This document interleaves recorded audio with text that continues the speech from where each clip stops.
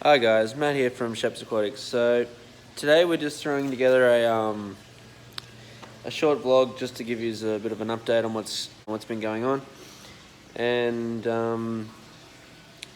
I suppose just a bit of an insight on what's going on. If you did see my stream last week, you'd know that I'm now doing getting a turtle tank ready for the girlfriend because she wants a turtle. So we're getting that sort of tank ready, and we're getting closer to actually starting to set that up. So I'll just give you a quick sneak peek on what's been going on with that, and I am starting to get some endler fry and stuff like that. So I'll just give you a quick look on that. So yeah, I'll spin the camera around and we'll start showing you what's going on. So guys, this is what's going to be the little island base for the turtle. I'll just sit it in the tank so you can roughly see what's going to happen here. It's going to go up in the corner here, a little bit lower than this so the turtle can't climb out.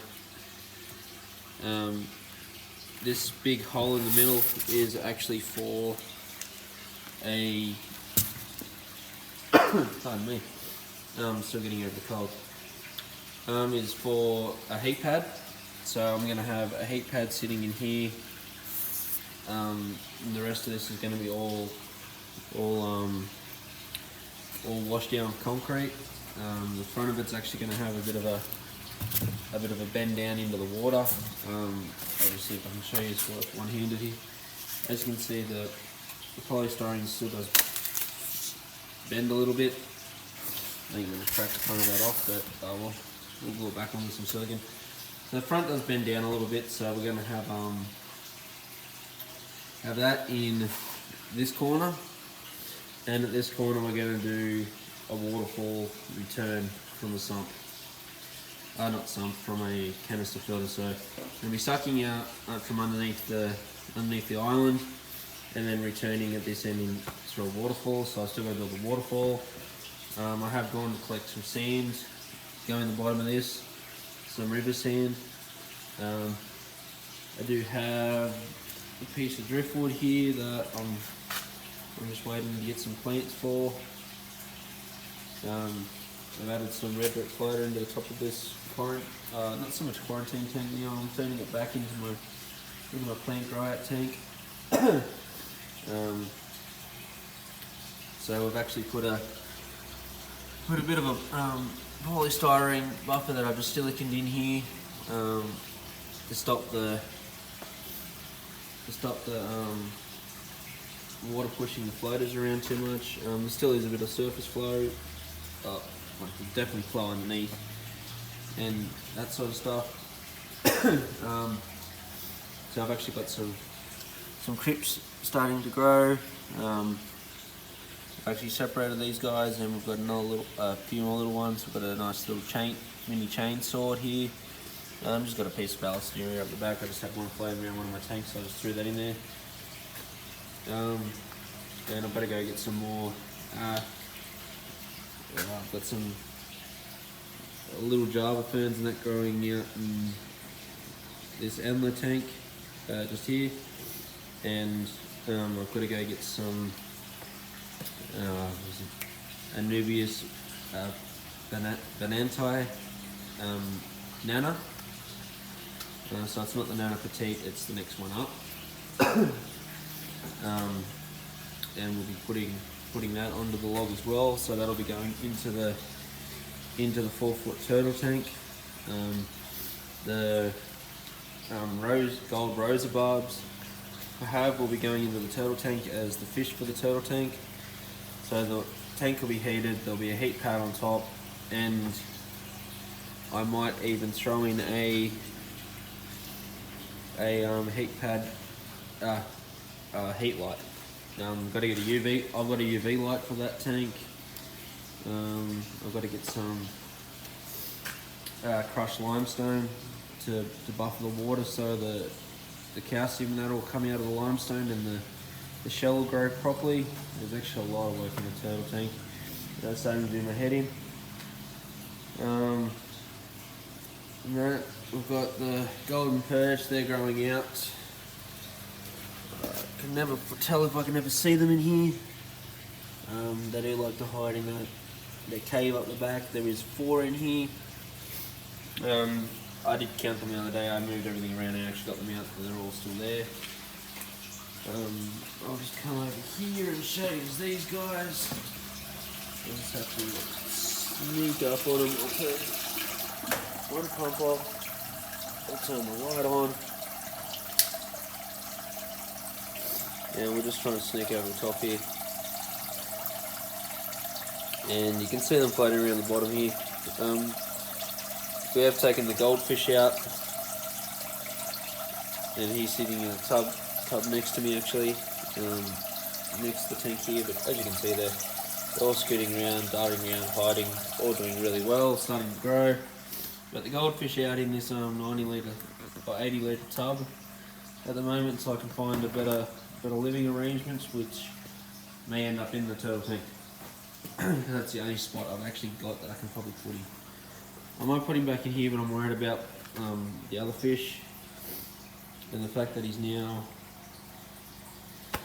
about 3 to 4 inches long. I think the waste produced would be a little bit too much, so I don't think that'll be a feasible plan. So as I was saying, I do have one endler fry that I've found. He's floating around up the back there, and he's going to be hiding. There he is. Sorry it's not focusing on him, but he's probably about a week old now. This other female here is about to drop a few fries, so that'll be good. I've taken a lot of the yellows and that out of this shrimp tank and put them into this tank. I've also taken out some of the reddest fish I could find and put them inside. Not reddest fish, reddest shrimp I could find, and put them up inside. Pardon me again. So they're inside in one of my tanks inside, and that's going to be, I'm trying to get like a truer red line coming along. So I'll let them go for a few months, then I'll separate them, and I'll bring the lesser ones back and throw into here and see if we can get some more red ones out of it, or even sell the lesser ones on as the cherries, and try and keep the brighter red ones and start creating the fire red lines and that sort of stuff. So as for the pardon me again. So as for the fish room, as you can see, we've got the end posts up. We've got the bracket in the middle to take the one across the back. This post here on the ground, it's the front one. So that'll be put up today. And we've got the drop saw from work at the front of the shed. And we're going to be cutting out all these to the right size to fit length, like slats along, following this one, going along the shed at about 60 centimeter spacings, roughly. But I won't be putting them up until I get the boards turn up, so I can pardon me, so I can actually get the idea on where I have to put the boards, because I have to put the boards in the joiner. So the planks will be actually sitting like this flat way, so there's more surface area to screw the boards onto. I will have to pre-drill every single hole because it's going into steel, and you won't get, and it's thick steel and harder steel because it's old, like really old. It's the good old steel, so it's really strong, really well built and very durable. So so that's coming along. So we should have at least the back one up today, the front one cut. I've still got to go down to my old man's and drill out the base plate, so I can dynabolt this to the ground while I've got the dyno drill here from work. And then I've got to do a hell of a lot of cutting this afternoon. Do a hell of a lot of cutting this afternoon so we can put everything up through the week. So next vlog there should be all the frame up, and hopefully the timber will be here sometime next week. We're going to order that today or tonight. So hopefully everything will be here next weekend, so I can put the roof up next weekend. I'll start putting the actual roof and floor on, because like I said, that's going to be a loft. That's going to be a loft above that. A loft above that, so we can store all this and that sort of thing. So the turtle tank won't be actually up there. It will be right here where this fridge is. So this fridge is getting moved from there to either there when the wall goes up, or in the corner of the fish room. Most likely outside here. So that'll be moved. For now, it'll probably be moved from there to the doorway, because the turtle tank's going right there. From that post back 4 feet, so probably there. And it'll probably be the black cabinet, so I can hide all the wiring and all that sort of stuff inside it. Because there'll be canister filter, and I don't really want canister filter sitting outside. So we're gonna have to do a little bit of work to get that one sorted. But yeah, so that's what's been going on this week. I hope you guys like the little update in the video, and I'll catch yous all tomorrow night for the stream, which I'll be probably going over more about what's going on with the turtle tank, more about the direction I'm going to take my channel. Basically, a lot of my older videos I'm going to remake and take my channel in a direction of nano tanks. Yeah, still have a few of the bigger tanks, like the 4-foot tanks and stuff like that, but basically tune my channel around 20 gallons and less. So 75, 80 litres and less. That's what I want to do, because primarily that's what all my tanks are. That's what all my tanks will be in the fish room, or 90% of my tanks will be, or actually probably 95% of my tanks will be 85 litres and less. Even,